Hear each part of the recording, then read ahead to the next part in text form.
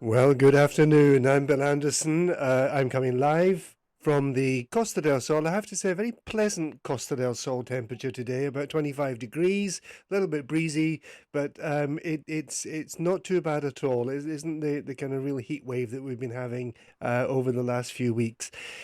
I am delighted to welcome back Marcel Salazar. Marcel, how are you? I'm very, very well. Thank you very, very much for having me back on. I'm excited to be back as well and enjoying the weather also. Yeah, and in case you don't know who Marcel is a physical therapist, and we kind of talk health things with Marcel. And I liked your title for today, Marcel.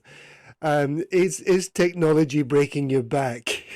Correct. Oh, Exactly. Is technology breaking your back? And I'm seeing an increasing number of people where the answer is yes. And I can really? see Dave, the producer, yes, also. So, yeah, absolutely.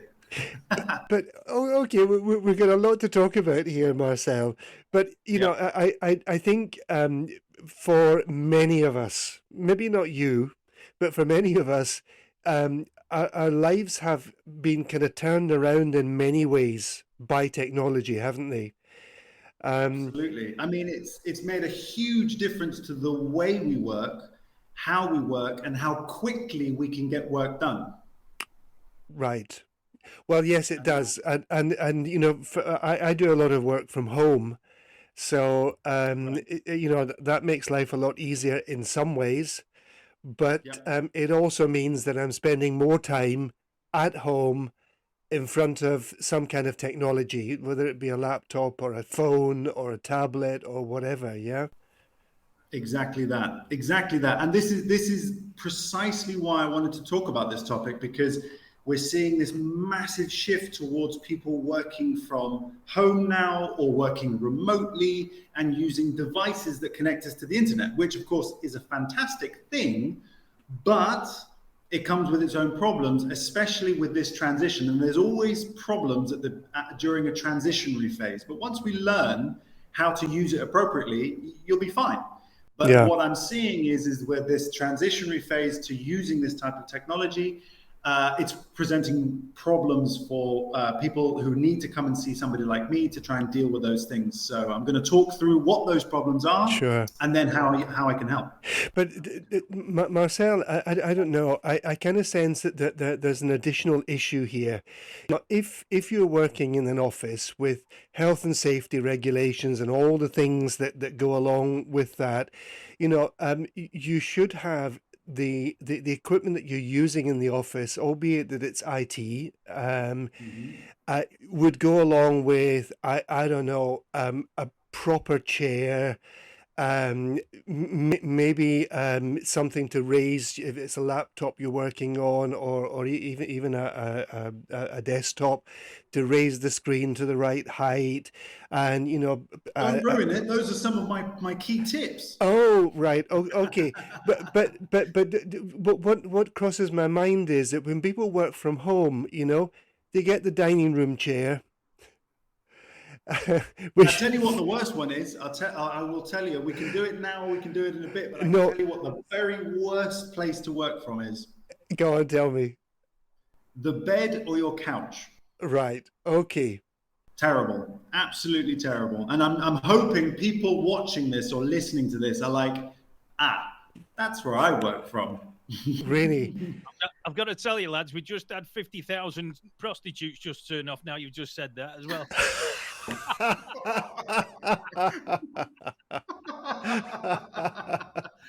Now that's a different kind of work. Now that can present its own injuries without shadow of a doubt. But we're Just probably had, going to have to cover that in another one. just had an email from Sandra's knocking shop in Beijing saying we've just had an evacuation here. It's good to know the radio show's going out far and wide. That's good. All right. All right. Okay, Oh my goodness.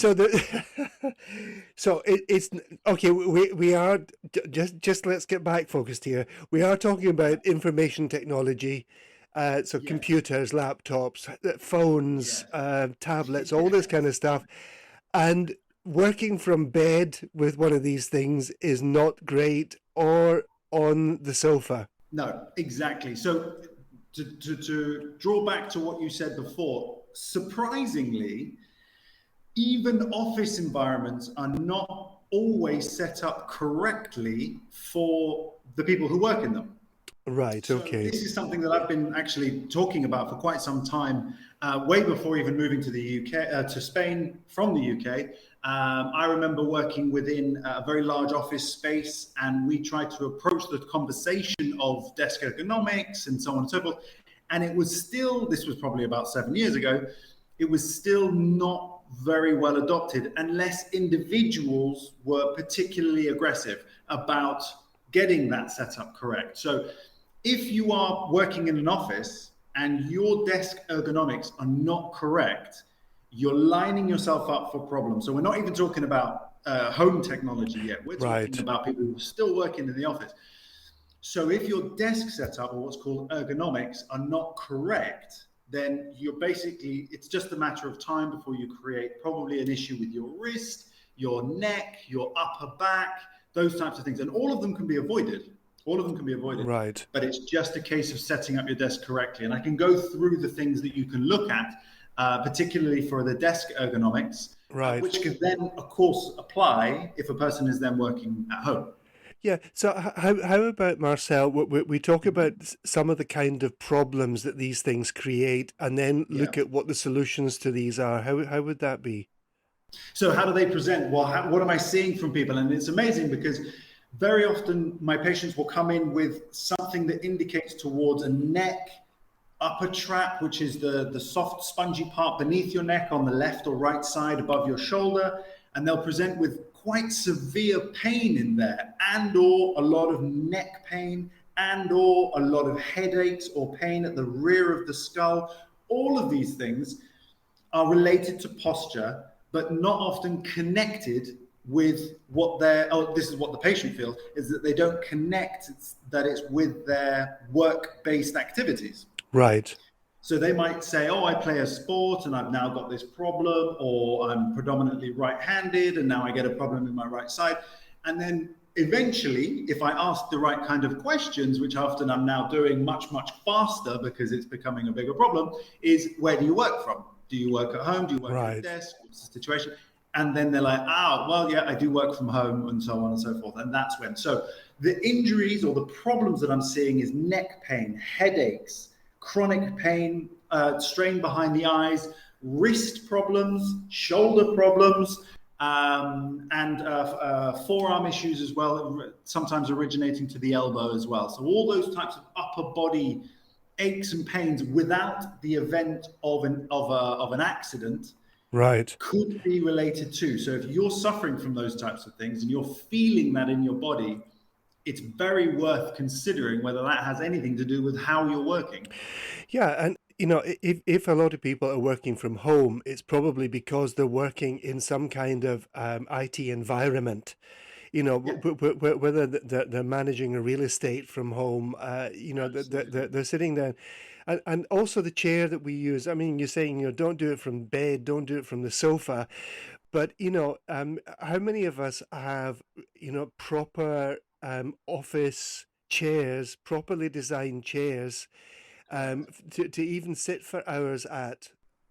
Right. Because what that means is that you're in an upright position, you are supporting your back, you're maintaining as good a posture as you can. I'm going to talk about that a little bit more later.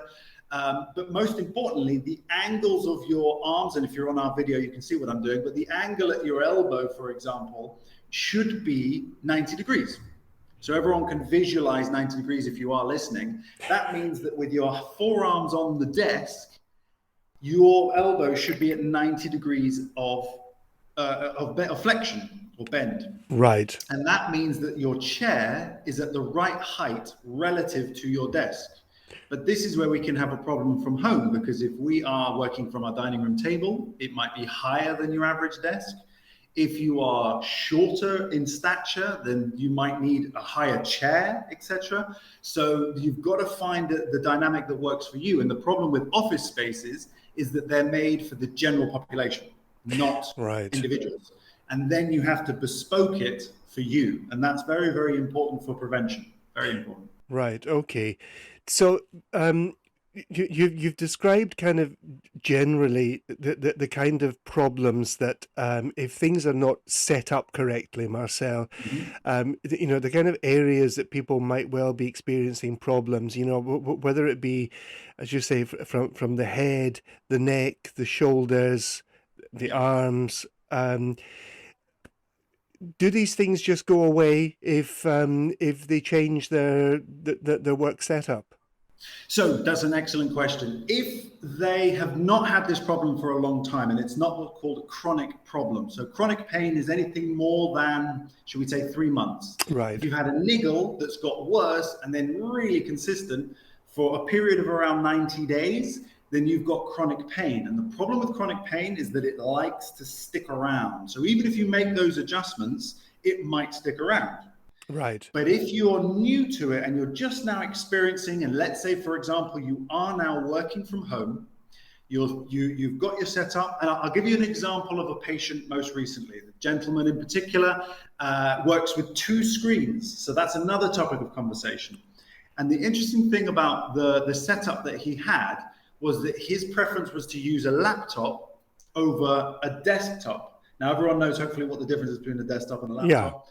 Yeah, so a laptop is obviously a foldable device that you've got your keyboard beneath your screen, right? And a desktop is a screen that you have directly in front of you. Now, laptops are great for being mobile devices, but they're not great for the position of your head and the position of your hands. Right. Because the screen and the keyboard are too close together. So what you need to do is you're going to have to elevate the screen, but then you can't use the keyboard, because otherwise, if you're on camera, you'll see your hands are up here typing away, and that's not going to work. So you're going to have to get a separate keyboard if your primary device is a laptop. Yeah. Because what you're going to want to do is put 2 stacks of paper, packed reams of paper on top of each other, and then put the laptop on top of that. That's going to probably be a much better setup. Well, actually, that is pretty much exactly what I what I have here. I have a kind of stand thing that my laptop goes onto. That's it. And it raises the screen to about eye level. So I'm actually... Bill, I can see that you've got your screen elevated because of the angle at which I can see you. But can you see the angle at which you can see me? Yes, you're looking down. See how you're been lower down? Because I don't have this set up on a ream, because I don't use my laptop. I have a separate keyboard, exactly as you've said. Because, I mean, it would be a really unnatural position. The screen position is great because I'm looking straight into it, but it would be very unnatural to try to type with that. So I use a separate keyboard for doing that. Exactly. So then if you've got your screen elevated, the height that you're looking for it to be is that the very top of the screen, that is the edge of the screen, should be roughly in line with your eyes or eyebrows. So your eyes are not looking above, but actually looking slightly down, angled through your eyeballs, but not through your head and skull. Right, okay. Because with a laptop setup, as I've got it, my head is ever so slightly, and if you're on camera, my head is ever so slightly tilted forwards, like so. Now that position for a sustained period of time creates nothing but problems for your neck and shoulders. Right. So if your screen height is not up here, and I'm lifting up my laptop, this is a far more appropriate position for my laptop, for example, to be. Right. Because I'm at my laptop for less than 10 minutes making notes, and then I'm up and about, moving about, this is okay. But I could improve this setup if I knew I was going to be working from my desk for more than 15 minutes. Yeah, but this is the whole thing, Marcel, that, you're not really an IT worker, or you're not your work is very physical, and then you have to intersperse that with some time in front of a laptop, as you say, for making notes or answering messages and things like that. So you're not actually spending 6 or 7 hours in that position. No. No, absolutely not. Anyone that's spending more than an hour in front of a screen seriously has to evaluate their workspace environment. Yeah. Otherwise, you're just lining yourself up for problems. And the screen I reference is not just a laptop. I'm talking about a desktop. I'm talking about a mobile phone. I'm talking about a tablet. Any form of screen technology where you are literally engaging with it and potentially tapping on it, you have to think about what are the long-term effects that's going to have on your posture and so on. Otherwise, your requirement of somebody like me is going to be much, much higher, much more likely. But that's good for business, isn't it? It's good for my business, yeah. But the part of my business is also called prevention. And I like to encourage people to prevent. So obviously, those listeners, if you want to come and visit me, keep doing the wrong thing. That would be great. But I'm very happy to encourage you to try and do the right thing to help protect your posture and your spine and so on.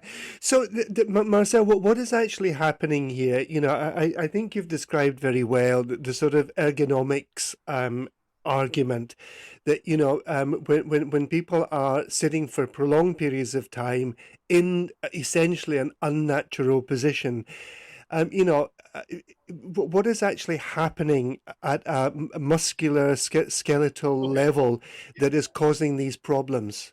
Good question. Absolutely. Okay, so if we to visualize this is probably easier, particularly because we're on radio. When you're in a standing position, everything is in alignment from the top down. So your head is above your neck, and your neck is above your shoulders, and then your shoulders above your lower back. And your body is designed to be in this upright position. That's where it's best. That's where it's evolved to be strong, in this upright position, right? Now let's change the angles that we've got when we're sitting at a desk. So we'll start at the top. If the top of the head is not directly above the neck, then what happens is that we're tilting the head forward. So again, if we're on video, we're tilting the head forward. And the weight of your head is immense. It's a very heavy item. Some people's are heavier than others, because they carry more brains. Women in particular, very smart people, so they have very heavy heads. But obviously what that does is that takes a bit of strain through the muscles at the back of your neck. So what that means is your muscles at the back of your neck are constantly working to hold your head from literally tipping forward. So it's a very tricky one to maintain if you are looking down and forward all the time. Whereas if you then raise your screen and your line of sight is above and ahead of you and you're looking straight ahead, your head is therefore directly above your neck, and then you're in a much more stable position.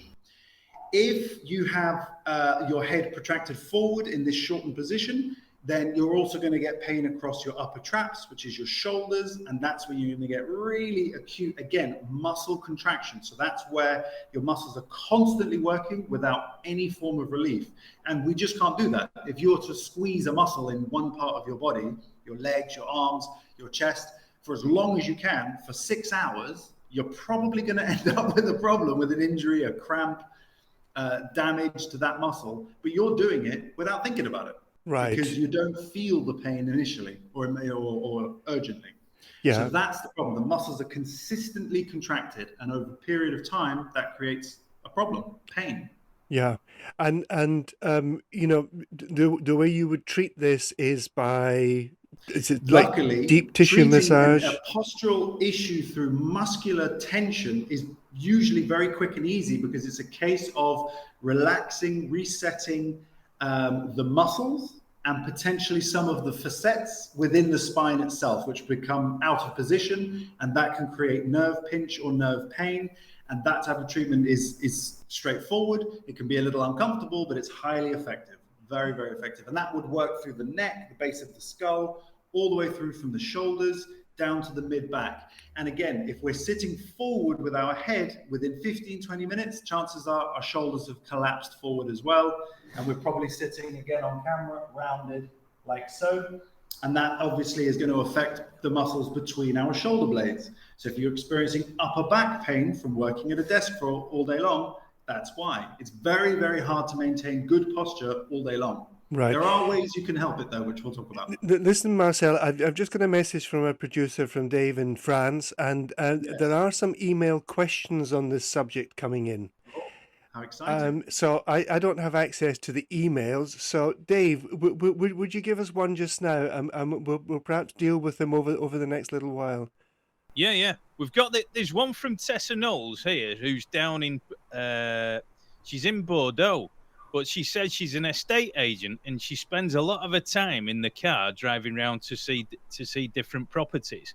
Yeah. She was asking about the perfect position for your driving with the seat. Is it best to have the back of the seat forward or upright or lay down at an angle? Yeah, good question. And that's for estate agents, which are very, very popular in this area as well, particularly using mobile devices. They're on their phones all the time. And there's a couple of things I would say about that.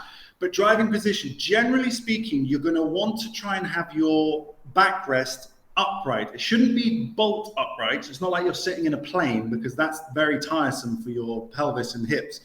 So you're going to want a slight angle. If you're on camera again, you're probably going to want about a 15-degree angle going backwards, because that's much more comfortable, bearing in mind you've got padding, and also most modern cars have got good lumbar or better lumbar supports as well. So the position is a semi-extended back, but not a huge amount. Definitely not bolt upright, but angled back about 15 degrees should be comfortable for you. The other thing that's relevant is the distance between your feet and the pedals. So what you don't want to be doing is reaching for the pedals, as in you're using your tiptoe to put your clutch down, for example. That's too far away. Your seat needs to get closer. And obviously, if when the clutch lifts, your knee is up by the steering wheel, you're too close. So again, measuring that distance is very, very important, because there shouldn't be too much knee movement. Again, this varies massively based on the height of the individual. So you need to find the right height as well as forward and backward position of your car to ensure that you can extend your leg for the clutch or the brake safely, but mostly in the ankle without a lot of knee movement. There can be some, but not a lot of knee movement. So making sure that setup is correct. And then, of course, seeing clearly straight ahead over the steering wheel is important. Where sometimes if you're very short, just seeing over the rim of the steering wheel. I've got to say, though, how many of us have actually seen, not so much men, but how many times have you seen ladies, when they get in a car, they're literally embedded into the steering wheel? Yep. And my wife is not excluded from that. She will also do that and be driving like this. She's probably going to hit me for this, but it's true. Their elbows are behind them. That's what gets me. They've got the steering wheel under the chin and their elbows are behind them like that. I'm thinking, how on earth are you driving like that? Yeah.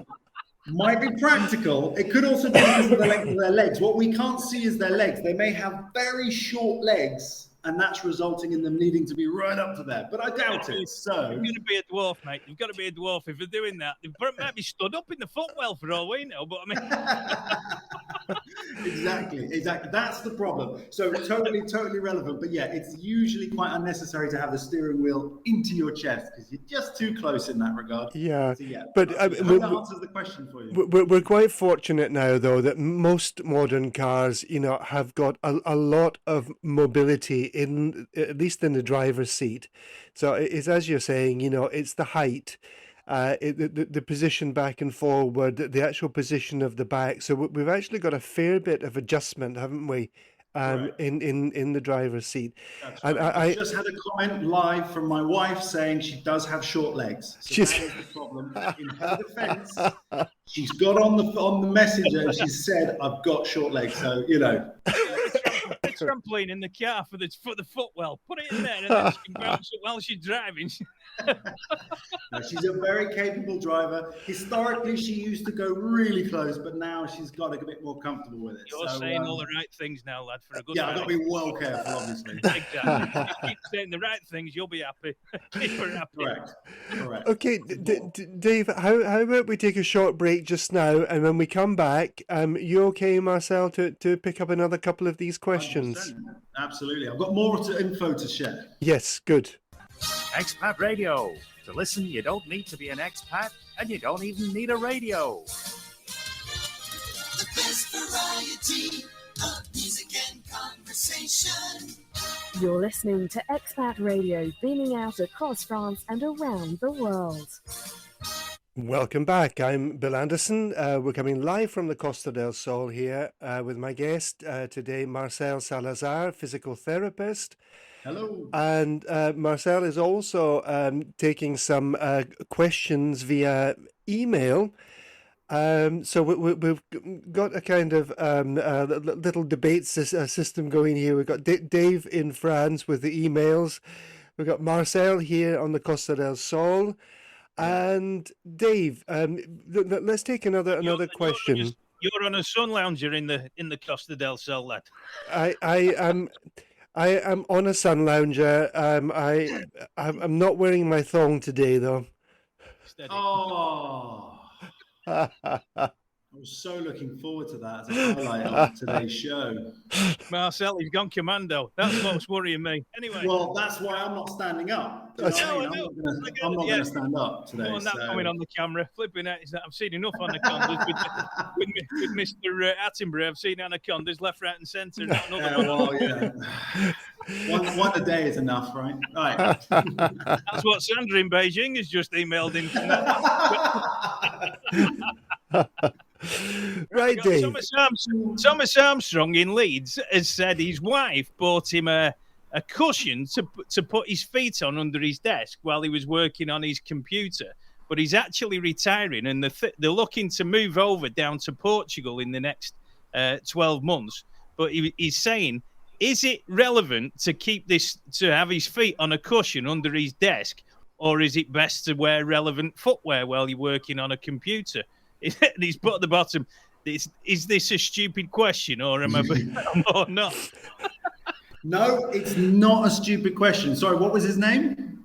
Thomas, it's not a stupid question. And actually, your wife's done you a bit of a favor there, because if your seat, let's say your seat is quite high off the ground, you do want your feet to be flat on the floor if possible. So if your desk setup, let's say, is a little higher and your seat is a little higher and your feet don't fully touch the floor, it's better to have your feet rested on a cushion, a pad, and there are specialist equipment that you can buy, but a cushion is perfectly good enough for you to rest your feet. So it really does work in your favor to support the underneath of your knees and so on if you continue to use it. So it's not a stupid question, and it's a good, useful gift as well. Most useful, again, if your desk setup is quite high. If your feet touch the floor easily with the right ergonomics of the desk and the chair, then you probably don't need that. But if you are quite high off the ground and you find that your feet don't fully touch the floor, then having that cushion is fantastic. Great for posture protection. Very good. Okay. Good. Right, now I've got this is a good one actually. It's Claire Ward. She's actually in Hamburg, and she said that she goes out walking most weekends, and on a Friday, she was in excruciating pain with her back until she went out walking on the Saturday and put her rucksack on, which was quite heavy, full of considerable things out of her handbag, as well as sandwiches and other things that she's put on there. She said, but when I put the rucksack on, I realized that the balance actually helped the problem with my back, and I didn't have any back pain for the rest of the weekend. Interesting. That would probably indicate that actually she needs to work on the muscles surrounding either her lower back or her abdominal muscles. Most likely her abdominal muscles, because those are the things that weaken fastest, particularly if we have a very sedentary job. And if you tweak your back, and you don't have the appropriate support system in your abdominals, your obliques, and the muscles that parallel the spine, then it will continue to exist, or you make it worse. But if you load the back, sometimes that encourages the abdominals to work a little bit better. There's a tiny bit of compression which can work for you. Sometimes compression works against you, but sometimes some compression will help to support the core of the body, creating more internal pressure, which then takes away pain. Doesn't mean that your problem is gone necessarily, but it's unless you're going to wear the backpack all the time, which might be tricky in bed and obviously going to the bathroom and stuff. But I mean, if you wanted to look into it, it's well worth finding out what your movement and your strength is like with and without the bag. Obviously, probably without the bag would be better. and then see if you can work towards alleviating that pain without the backpack. But that is interesting. That can happen, obviously, and it's generally related to creating internal pressure inside your abdominal cavity in order to protect your spine, make it stronger whilst you're wearing the bag. But it can always be interesting. I bet there's so many people that come up with that kind of thing, and they don't realize that that's happening. What, were they carrying a bag, or when they've got pain? Yeah. Well, when you carry, I tell you what's interesting. What I've seen.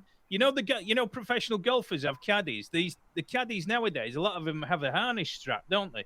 Yes. And yet caddies back in the day, they only had one strap going over the shoulder. That's right. They must have suffered with major back problems. Exactly, because it's like wheeling a luggage bag all day long. It's like carrying a wheelie bag or putting a rucksack on one shoulder, which again was terrible for kids and so on, especially with very heavy bags. Carrying it on one shoulder. There was a reason it had two straps. There's a reason why the army, who load up their Bergens, have two straps. It's because it equally distributes the weight through the shoulders. If you're putting it on one shoulder, you're lining yourself up for problems, particularly if your bag is heavy. If it's not heavy, it doesn't make a huge difference. But if you've got a rucksack full of stuff, absolutely, it's just a matter of time.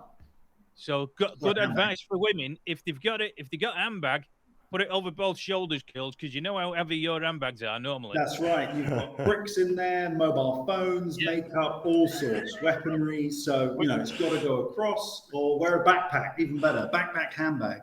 We're all nodding. The three of us are nodding, going, yes, we know exactly how much weight in those handbags, especially when they say, can you hold this? I've just got to go to the loo. And That's your arm right. goes, That's right. That's right. We know what we're talking about. Yeah, absolutely. Okay, Marcel. Yes. We're back to IT again. Oh yes. And what other experiences you want to relate to us? What other advice do you want to give us about avoiding problems when we're spending a lot of time on IT?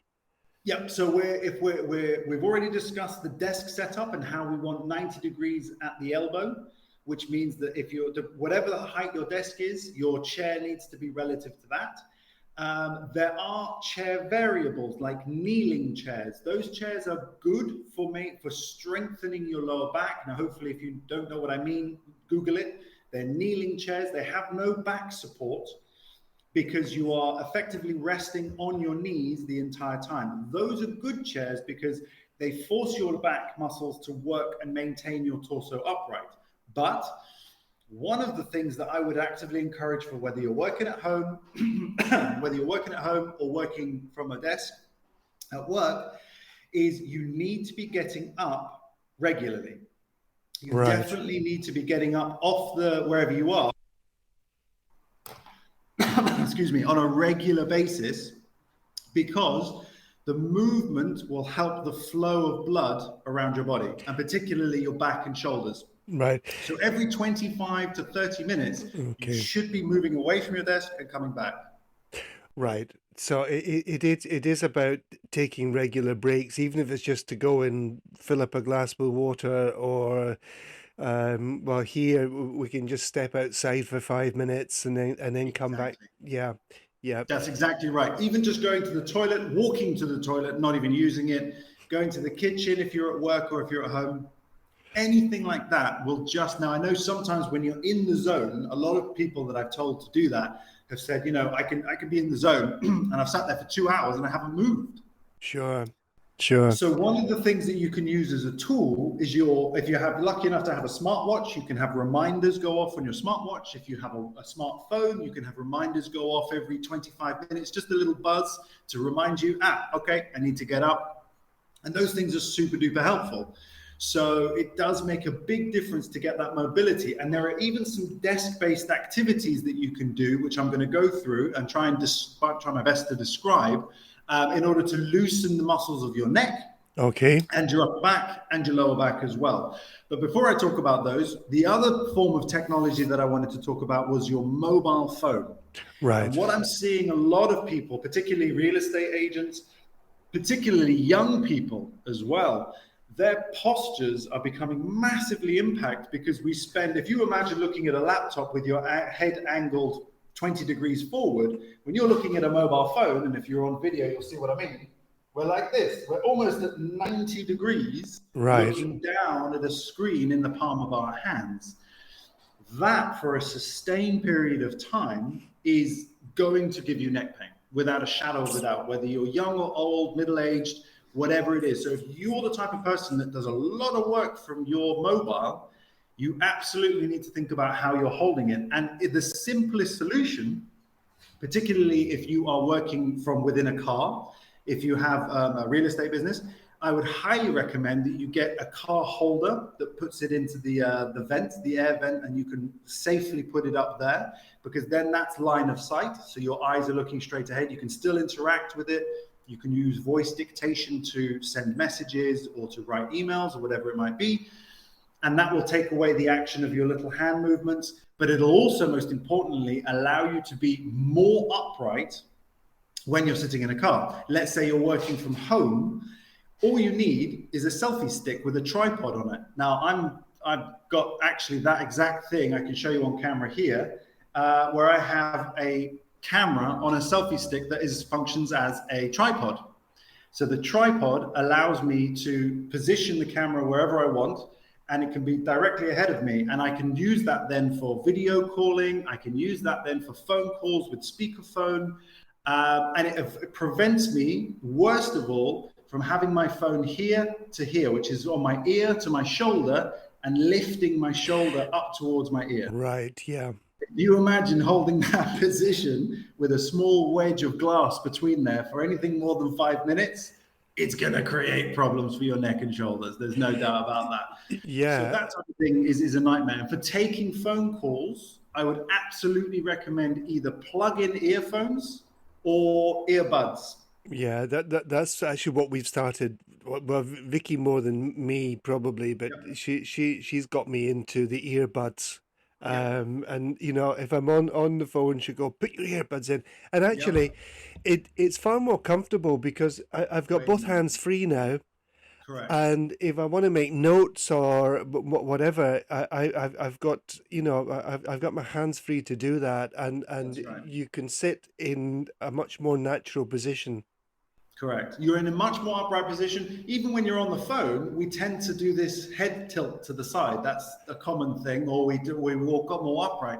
But you still don't necessarily want that phone to your ear for more than 5 minutes anyway, for various other reasons. Yes. So if you have a plug-in earphones that you can stick into that, shove them in and have them in. If you're working from home, always make sure the earphones are on your desk and they're part of your desk setup, so you can then plug them in whenever you need. Or earbuds, which of course are Bluetooth. So if you've got them connected, you can just bosh them in, talk on the phone, listen to music, whatever it might be, but you're not leaning or cocking your head to the side, and in particular, not elevating your shoulder to your ear in order to hold the handset, whether it be a landline or a mobile. You don't want to be doing that because there's no necessity for that. There's no, you know, we have the things available in order to avoid doing exactly that and keeping your hands completely free. Yes. And you're set up correct. That will help to prevent tension through your neck and shoulders. But Marcel, you know, you've described a sort of selfie stick with a tripod for the mobile phone, and as you say, if it's going to be, I don't know, a video call, that's great. But is there really a position that is not potentially going to cause you problems with these kind of mobile devices and using them for long periods of time? Because you can't really stick the thing up, you know, level with your face. Yeah, exactly.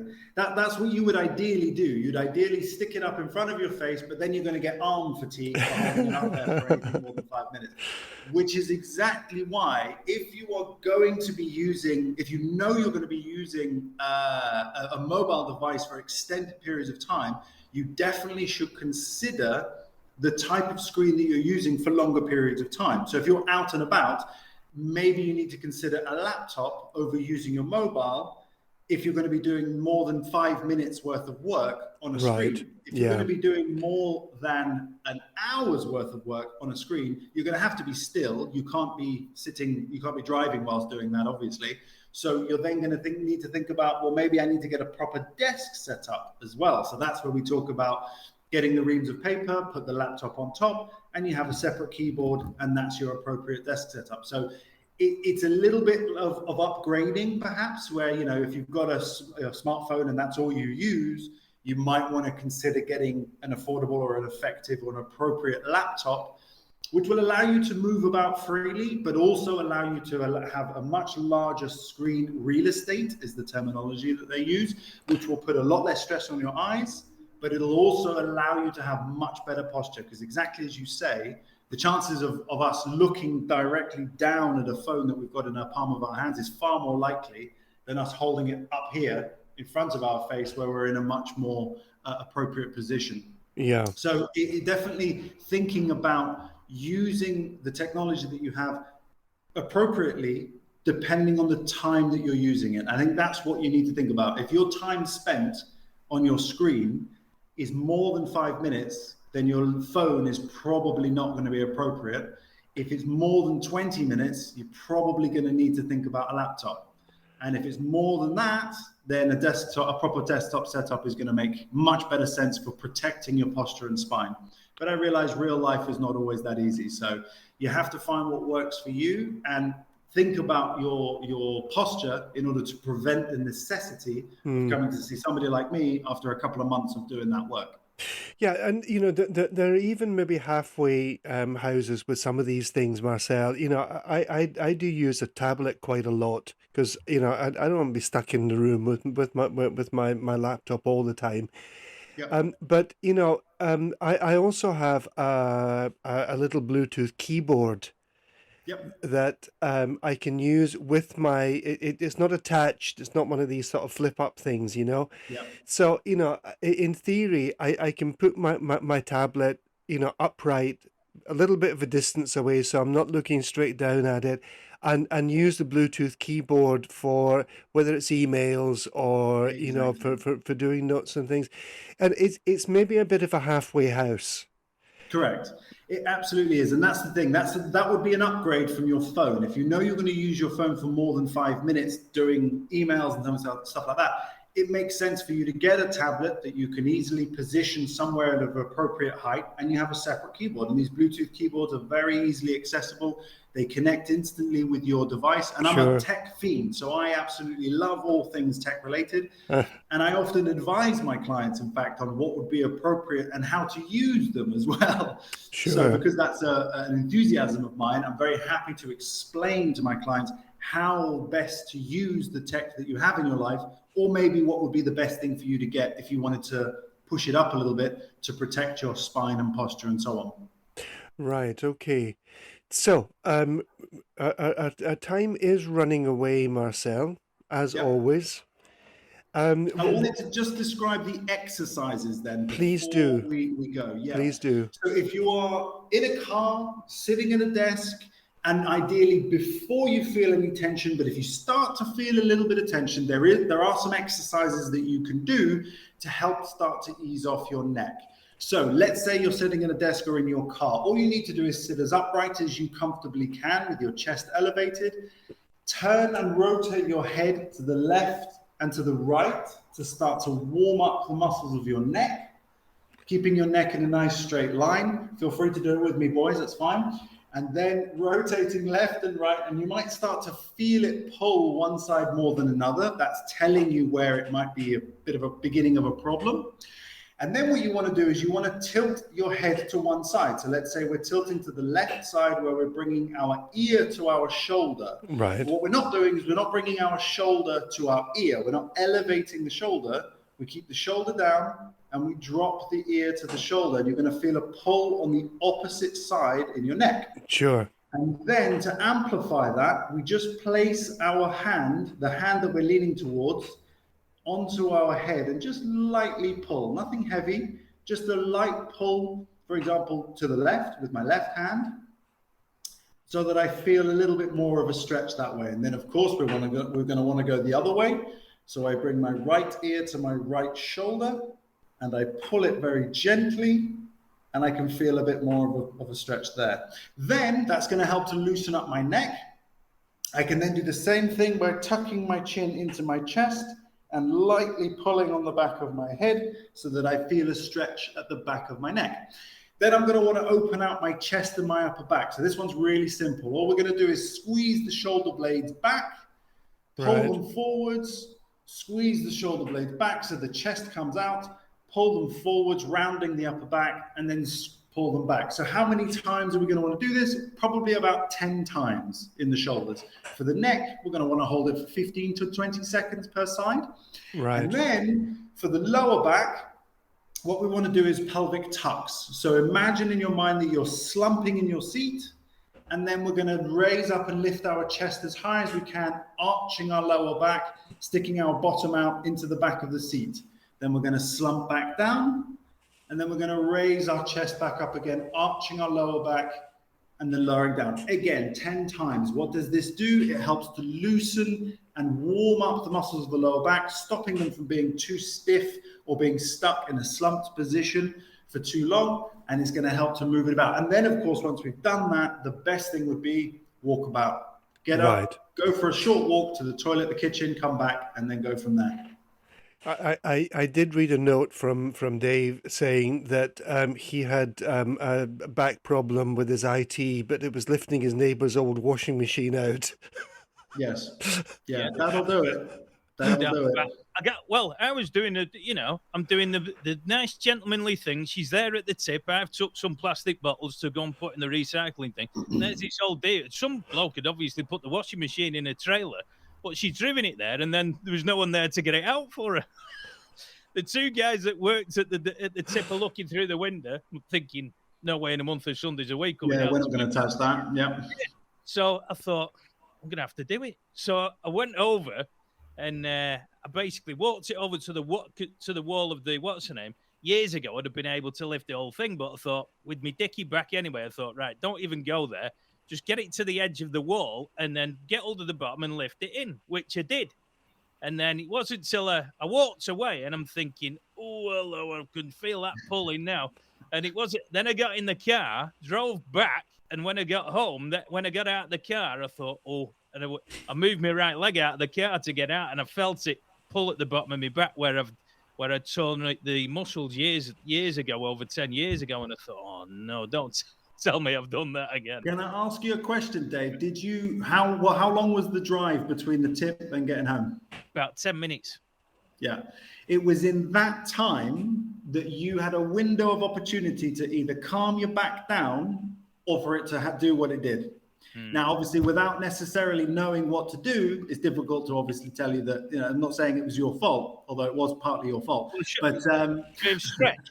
Would it normally stretch after doing that? So after doing something like that, what you've effectively done, and this is not a prescription of exercise for everybody with back pain because everyone's different, but what you can do in certain circumstances is you can tilt your pelvis to help relax the muscles of your lower back, because of course your back muscles have had to work suddenly much harder than they've worked probably in a very long time. Yeah. So your back muscles have gone, oh my God, what are we doing? And so if you tuck your pelvis forwards a bit and activate your abdominal muscles, particularly your lower back muscles, it can help to relax your lower back. But then what happens is that when you get in the car, you sit still and mostly in a flexed position. So your lower back is tucked. And what happens is, as I mentioned before, especially with exactly what we've been talking about your muscles getting tighter and tighter and tighter and tighter, that's what happened. Your muscles got tighter and tighter and tighter and tighter. And then you got out of the car. And by that point, they were like, yeah, we're just going to stay here and stay nice and tight. Yeah. Well, it's even worse. Now I'm in the chair when I'm doing the show. I get up. I mean, I get up and walk around anyway when I'm doing the show now for years. But now, since I've done that, now I'm thinking, bloody hell, gotta get up and move, because as soon as I swing round to get up, then I can feel it again. And I'm like, as soon as if I'm walking around after so long, it's not too bad. But as soon as I sit down and then wait for another 10 minutes again, then I'm getting this pain going down into the top of my legs, and I'm thinking, there we go. Yeah, I mean, it does sound like potentially your desk is not the best working place. In fact, actually, you might want to even consider having a kneeling chair. which will put more work through your back muscles, but you're going to need to learn some stretches to help relax your muscles of your lower back so that you don't constantly fatigue it. Well, we'll do that. We'll do that. We'll do that in shows coming up, can't we? If I get one of them chairs, and then you can tell me how to, and you can advise people, and Mr. Anderson can sit there laughing at me, blooming like Buddha on this kneeling chair. He's not even on a chair. He's got his legs crossed and he's floating. He's like that. His head moves up and down. He's actually levitating. I love it. He's floating on a carpet, bless him. Well, we can never go at that, can't we? We can make a show of that. Yeah. Do we all need to get one? Do I need to get one as well? Yeah, you get one as well. Right. It'll end up with me either being in a wheelchair, having a disabled spot in a car park place, which is the benefit that I might get out of it, or I reckon it's worth the sacrifice, Dave. I reckon it's worth it. Let's just see what happens. We'll use you as a guinea pig.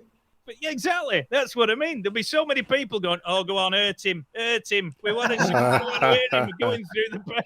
I'll take the smirk off his face, and I'm like, yeah. But yeah, it's always been it's been there for years that I've had this issue, and then I go and do that. But I'm quite, because I train and what have you anyway. I've got a weights belt there. I could have put that on but I had no idea that this daft bat was going. Oh, she's driving off. Happy as Larry. Washing machine gone, and then I'm like Quasimodo. I'm getting a car afterwards. I'm thinking, gee. She probably put the washing machine in the trailer, no problem. She just couldn't be bothered. She thought, I'll get that guy to do it. It was as big as her, though. It's either that or some daft bugger at the other her house is on the floor on the driveway thinking, Jesus, I can't move. So she's injured 2 blokes and she's got away with nothing. She's driving on quite happy. Job done. Smart. Can't blame her. Dave, I think our time is just about gone, hasn't it? We've got 5 seconds and we're going to the news. Okay, Marcel, thank you so much for joining us again, and we will maybe speak to you in another month or so. Yes, we will. Another 4 weeks, and we'll do another one for sure. Absolutely. Okay, Marcel, thank you. Dave, thank you from France. For those of you who've been listening in, have a great weekend, and we'll be back next week. Take care now. Thank you. Bye-bye. Cheers, boys.